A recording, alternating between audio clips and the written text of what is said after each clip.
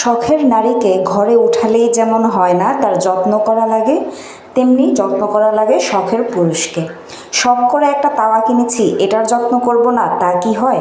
শখের জিনিসের যত্ন সবচেয়ে বেশি করা লাগে। লোহার এই তাওয়াটা কিনেছি, আপনাদেরকে ভিডিও দিয়েছি, আপনারা তাওয়াটাকে অনেক পছন্দ করেছেন এবং রিকোয়েস্ট করেছেন এটাতে মাছ ভেজে আপনাদেরকে দেখানোর জন্য।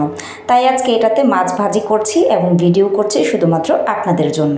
আমি প্রথমে 2 থেকে 3 চামচ তেল দিয়ে নিচ্ছি। 3 চামচ পুরোপুরি দেইও নি, এখানে 2.5 চামচ তেল দিয়ে আজকে মাছ ভাজি করে আপনাদেরকে দেখাবো।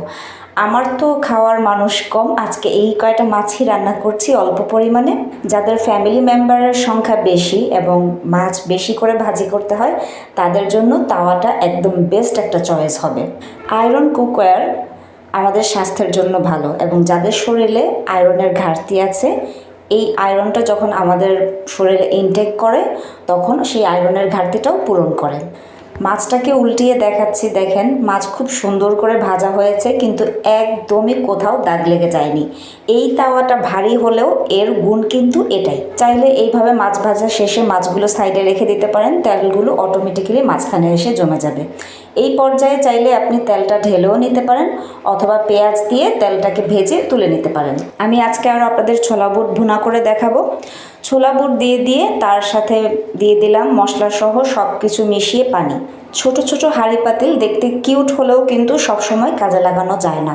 বড় হাঁড়ি পাতিলের মধ্যে চাইলে কম পরিমাণ খাবারও রান্না করা যায়, কিন্তু ছোট হাঁড়ি পাতিলের মধ্যে চাইলেই কিন্তু বেশি পরিমাণ খাবার রান্না করা যায় না। তাই আগে আমারও ছোট হাঁড়ি পাতিল পছন্দ থাকলেও এখন আমি একটু বড় বড় হাঁড়ি পাতিল পছন্দ করি। চাইলে এইভাবে উপর দিয়ে ঢাকনাও ইউজ করতে পারেন যদি আপনাদের ঢাকনা ইউজ করা পসিবল হয়, অথবা তাওয়ার মাপ অনুসারে বড় একটা ঢাকনা বানিয়ে নিতে পারেন। আমি কিছুদিন পরে তাওয়ার মাপ অনুসারে বড় একটা ঢাকনা বানিয়ে নেব। বুট ভুনা করা শেষ, এখন আমি বুটটাকে তুলে দিচ্ছি। এই পর্যায়ে আপনাদের রান্না শেষে সবসময় এই তাওয়াটাকে শুধুমাত্র পানি দিয়ে ক্লিন করে শুকিয়ে রাখবেন। রান্না শেষে তাওয়া সাবান দিয়ে ধোয়া কোনো দরকার নাই। যখন আপনি নেক্সট টাইম ইউজ করবেন তখন সাবান দিয়ে ধুয়ে সাথে সাথে ইউজ করবেন।